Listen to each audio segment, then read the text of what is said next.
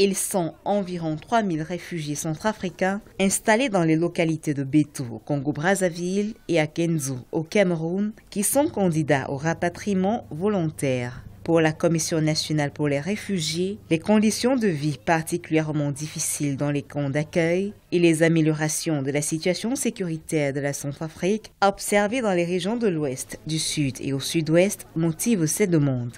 Des visites de terrain ont été effectuées aux frontières du Congo-Brazzaville où 650 réfugiés centrafricains ont exprimé le désir de rentrer. Du côté ouest, notamment à Kenzo, ce sont plus de 2000 autres réfugiés de la RCA qui sont candidats au rapatriement volontaire.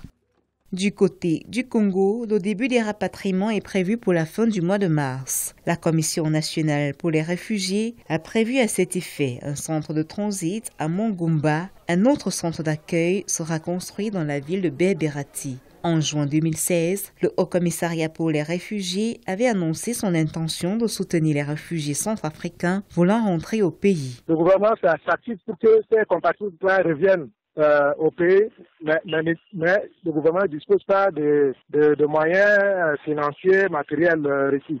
C'est pour cela qu'il y avait une mission conjointe. Donc, UNHCR, Commission nationale pour les droits de l'homme et des libertés fondamentales, donc c'est un organe du gouvernement, ont effectué le mois dernier une mission à Mongumba, donc au sud du pays, pour s'assurer des préparatifs, des activités qui se déroulent pour le retour de ces compatriotes-là.